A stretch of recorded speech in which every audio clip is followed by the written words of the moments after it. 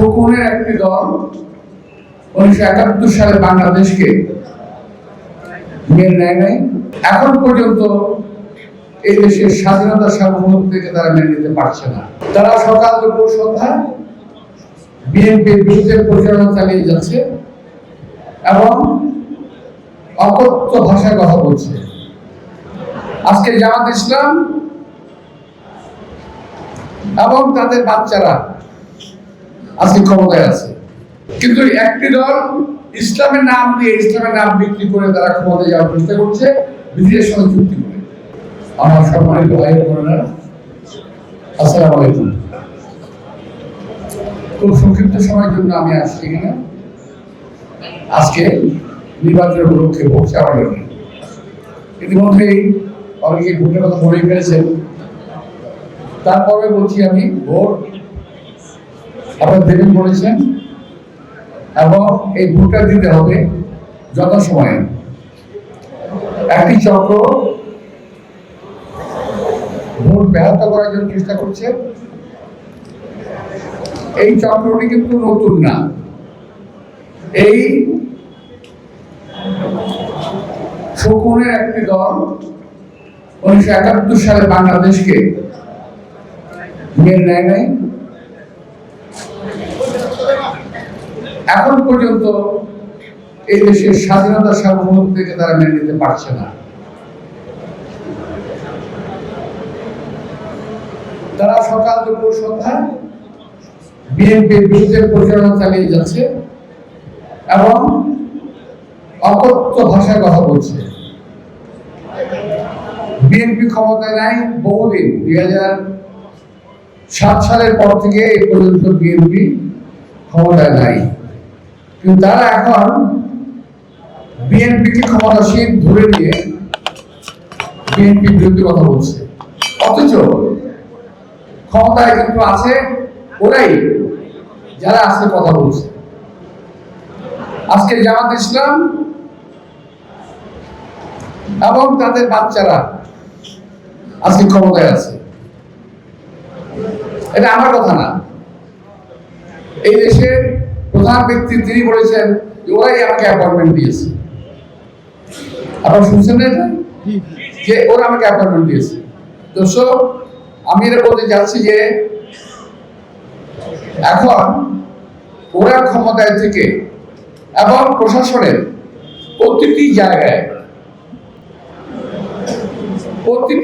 প্রশাসনে যারা নাকি এই নির্বাচনে ভাগ্য নিয়ন্ত্রণ করবে, নির্বাচনে জনগণ ভোট দেবে, সেই ভোটের ফলাফল তার ঘুরিয়ে দিতে পারে।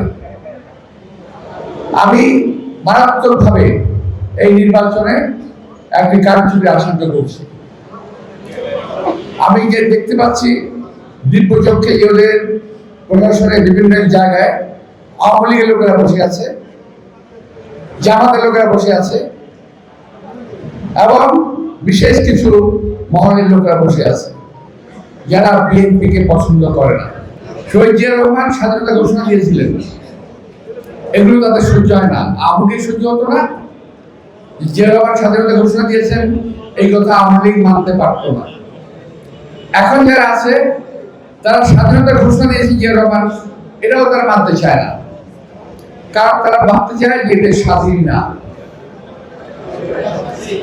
প্রিয় ভাইরা, বিভিন্ন প্রক্রিয়ার মাধ্যমে আমাদের স্বাধীনতা সার্বভৌমত্বকে হরণ করার প্রক্রিয়া চলছে। কিছু কিছু দল ক্ষমতায় যাওয়ার লোভে বিদেশিদের সঙ্গে চুক্তি করেছে, যারা আমাদের সঙ্গে যায় না, অর্থাৎ ইসলামের সঙ্গে, মুসলমানদের সঙ্গে তারা কখনো যায় না। কিন্তু একটি দল ইসলামের নাম দিয়ে ইসলামের নাম বিক্রি করে তারা ক্ষমতায় যাওয়ার চেষ্টা করছে বিদেশের সঙ্গে চুক্তি করে, এবং তাদের ছানা পোড়ারাও সেই জায়গাকে নিয়ে পড়েছে। আপনারা খেয়াল করে দেখবেন তাদের যে মুখের ভাষা, কদর্য ভাষা, যে ভাষা আমরা ব্যবহার করতে পারি না, আমরা ব্যবহার করি নাই। আমার এত বছরের রাজনৈতিক জীবনে এই ধরনের ভাষা আমি কখনো শুনি নাই। প্রতিপক্ষকে তো আক্রমণ করতেই হবে, কিন্তু সে আক্রমণের ভাষা নাও তো অতি সংযত এবং সত্য ভাষণ। ধর্মের কথা বলেন, দাড়ি রাখেন, টুপি পরেন, আবার মিথ্যা কথা বলেন অনর্গল। মিথ্যা কথা বলতে পারে মুখে বাধা না ভাই। আমরা লেবাসদারি নই, কিন্তু আমরা সাচ্চা মুসলমান। আমরা কখনো মিথ্যা কথা বলি না। আমাদের ঈমান আছে, ঈমানে বিশ্বাস করি আমরা। আল্লাহ বিশ্বাস করে, কথা বিশ্বাস করি, তার ধর্ম আমরা বিশ্বাস করি। সুতরাং মিথ্যা কথা আমরা বলিও না, বলতে চাইও না।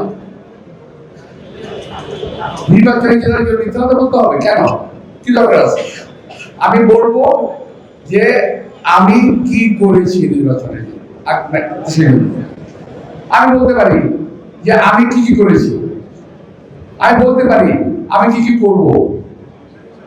সেই বিএনপি সম্পর্কে, আমার নেতা তারেক রহমান সম্পর্কে, প্রার্থী সম্পর্কে আপনার যখন মাথায় কথা বলতে থাকেন, তো এতে আর যাই হোক আপনার লাভবান হচ্ছেন আমি মনে করি না। কিছু কিছু ব্যক্তির দ্বারা আপনার প্রভাবিত, যারা এই দেশে থাকে না, এই দেশের স্বাধীনতা সম্পর্কে বিশ্বাস করে না, যারা বিদেশে থাকে, বিদেশ থেকে কথা বলে, তাদের কথা মতো আপনারা ডায়লগ দেন, বক্তৃতা দেন, কথা বলেন অশুভ ভাষায়, নোংরা ভাষায়। আমি বেশি কিছু বলতে চাই না। দয়া করে এই দেশের মানুষকে বোকা ভাববেন না। এই দেশে মানুষের সঙ্গে প্রতারণা করবেন না। যা বলবেন সত্য বলবেন, সত্য করে ভোট নেন, পাশ করার কোনো অসুবিধা নাই।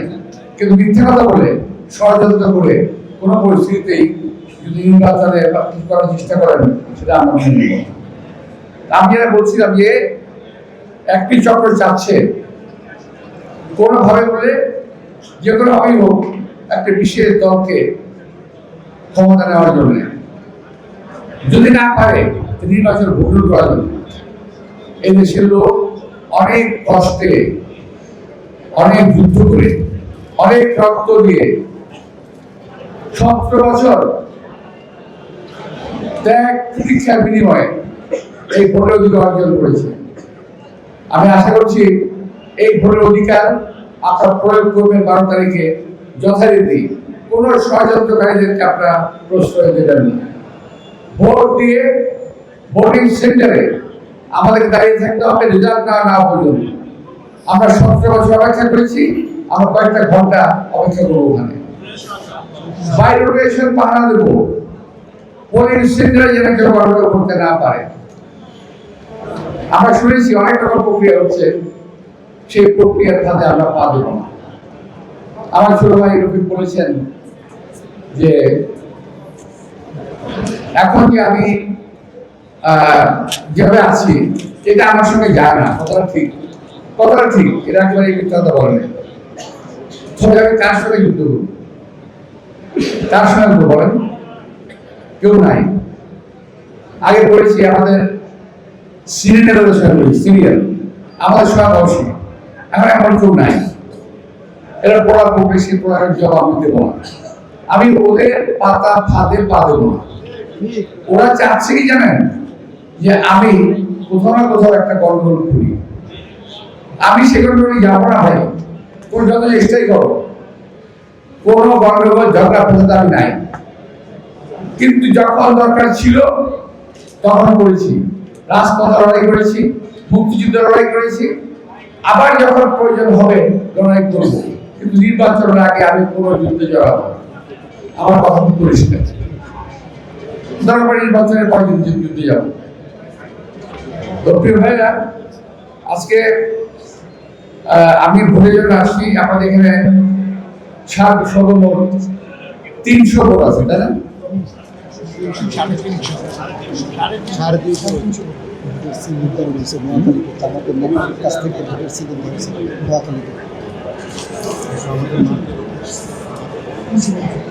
এখানে আমার অ্যাপার্টমেন্টের ভোট আছে 300।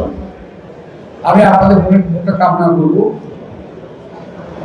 আমি কামনা করব এই অ্যাপার্টমেন্টের বাইরে যারা মার্কেট দোকানদার আছেন আমার ভাইয়েরা, আমি আপনাদের সঙ্গে ছিলাম, আমাদের পাশে ছিলাম, আছি এবং থাকবো ইনশাআল্লাহ।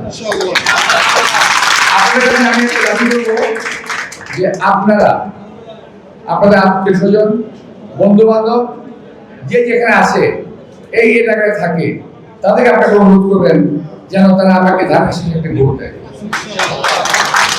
আমি আজকের মতো সবাইকে আন্তরিক শুভেচ্ছা ও ধন্যবাদ জানিয়ে অনেকক্ষণ আপনারা অপেক্ষা করছেন, কৃতজ্ঞতা জানিয়ে বক্তব্য শেষ করছি। আল্লাহ হাফেজ।